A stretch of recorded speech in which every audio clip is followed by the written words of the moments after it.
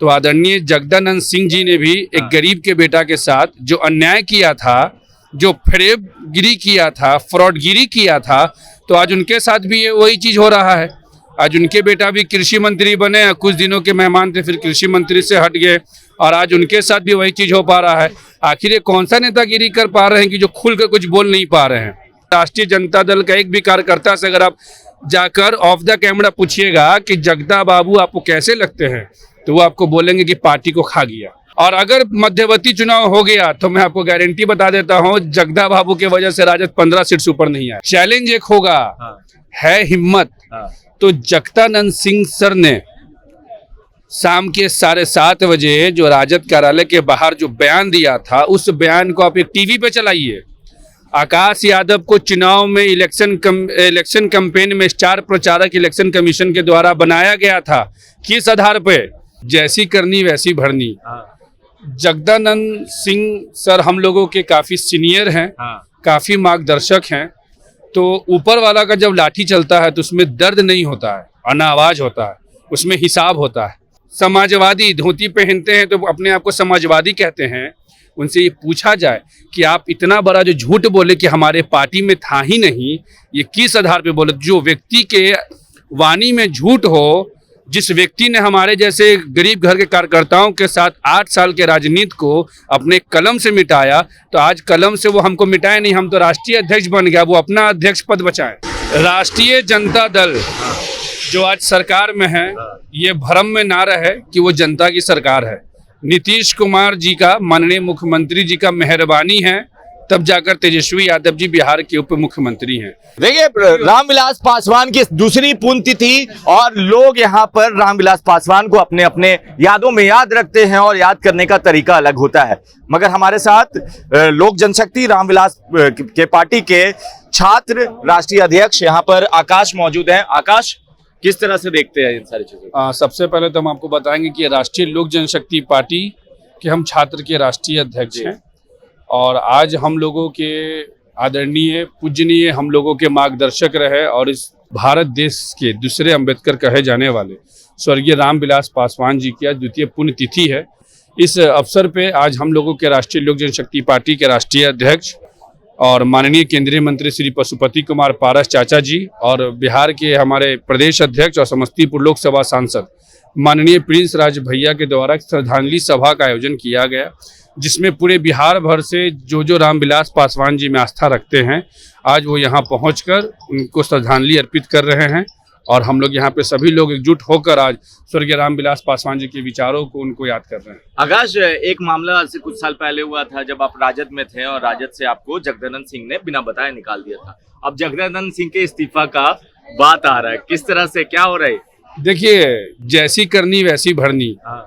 Jagdanand Singh sir हम लोगों के काफी सीनियर हैं, काफी मार्गदर्शक हैं। तो ऊपर वाला का जब लाठी चलता है तो उसमें दर्द नहीं होता है, अनावाज होता है, उसमें हिसाब होता है। तो आदरणीय जगदानंद सिंह जी ने भी एक गरीब के बेटा के साथ जो अन्याय किया था, जो फरेबगिरी किया था, फ्रॉडगिरी किया था, तो आज उनके साथ भी ये वही चीज हो रहा है। आज उनके बेटा भी कृषि मंत्री बने, कुछ दिनों के मेहमान थे, फिर कृषि मंत्री से हट गए और आज उनके साथ भी वही चीज हो पा रहा है। आखिर ये कौन सा नेतागिरी कर पा रहे हैं कि जो खुल कर कुछ बोल नहीं पा रहे हैं। तो जैसा कीजिएगा वैसा फल मिलेगा, ये ऊपर वाले का नियम है, ये विधि का विधान है। और उनका जो आज स्थिति हो रहा है ना, आज उनको दर्द पता चलता होगा कि कैसे दूसरे को बेटा को जब वो हटाए थे ये कहकर कि वो हमारे पार्टी में नहीं था, आज उनके बेटा के साथ जो स्थिति हुआ, आज उनको दर्द का एहसास हो रहा होगा। अब किस तरह से, क्योंकि जगदानंद सिंह ने की वजह से आप हटे थे, अब उनका इस्तीफा आ रहा है और आप शुरू से कहते थे भाई कि राजद के लिए नुकसानदेह होंगे जगदानंद सिंह। देखिए, हम आपको एक बात स्पष्ट बता देते हैं, राष्ट्रीय जनता दल जो आज सरकार में है, ये भ्रम में ना रहे कि वो जनता की सरकार है। नीतीश कुमार जी का, माननीय मुख्यमंत्री जी का मेहरबानी है, तब जाकर तेजस्वी यादव जी बिहार के उप मुख्यमंत्री हैं। टिप्पणी करने का लेकिन आप पुराने अनुभव की और पुराने याद की बात कर रहे हैं। तो जो भी बिहार का कोई भी पार्टी जो भी छात्र के साथ छलावा करेगा, छात्र के साथ फरेब करेगा, छात्र के साथ फ्रॉडगिरी करेगा और एक नकारात्मक राजनीति करेगा, उनके साथ यही हश्र होगा। आज उनका हश्र आप देख लीजिए। राष्ट्रीय जनता दल का एक भी कार्यकर्ता से अगर आप जाकर ऑफ द कैमरा पूछिएगा कि जगदा बाबू आपको कैसे लगते हैं, तो वो आपको बोलेंगे कि पार्टी को खा गया। ये राजद की मैं आपको खेमे की बात बता रहा हूँ। अब तो हम क्योंकि आप उसी जगह पे रह चुके हैं छात्र। आप सोचिए ना कि बिहार के अंदर में इतनी बड़ी बड़ी घटनाएं हुई। मुजफ्फरपुर में गोलीकांड हुआ, चमकी बुखार हुआ, बाढ़ आया, बक्सर में उनके जो लोकसभा संसदीय क्षेत्र उसमें हमारे छात्र की हत्या हुई थी। आज तक इनका आप एक भी सोशल मीडिया पर तस्वीर दिखाइए कि जहां ये किसी भी घटनाक्रम में कभी ये शामिल हुए होंगे। तो आप ये खुद से अंदाजा लगा सकते हैं कि जो प्रदेश अध्यक्ष किसी के भी दुख सुख में खड़ा नहीं रहा हो और पार्टी के अंदर में बैठकर राष्ट्रपति के तरह पार्टी चलाने की बात करता हो, तो उससे पार्टी मजबूत नहीं होता, उससे पार्टी खोखला होता है। और पार्टी कितना खोखला है ये आपको आने वाला 2024 और 25 में चुनाव है। और अगर मध्यवर्ती चुनाव हो गया तो मैं आपको गारंटी बता देता हूं, जगदा बाबू की वजह से राजद 15 सीट से ऊपर नहीं आए। चलिए, तो ये आकाश इन्होंने क्लियर कर दिया, क्योंकि आकाश वही चेहरा जिसको जगदानंद ने अपने कलम से लिखकर हटा दिया था और कहा था कि वो हमारे हाँ, हमारा आज आपके मीडिया के माध्यम से ये सवाल होगा, चैलेंज एक होगा, है हिम्मत तो जगदानंद सिंह सर ने शाम के 7:30 बजे जो राजद कार्यालय के बाहर जो बयान दिया था, उस बयान को आप एक टीवी पे चलाइए। आकाश यादव को चुनाव में इलेक्शन कैंपेन में स्टार प्रचारक इलेक्शन कमीशन के द्वारा बनाया गया था। किस आधार पे? जिस रात को पोस्टर लगी उसके दोपहर में आकाश को किस आधार पे डीएम के ऑफिस में भेजा गया था जातीय जनगणना के ज्ञापन सौंपने के लिए।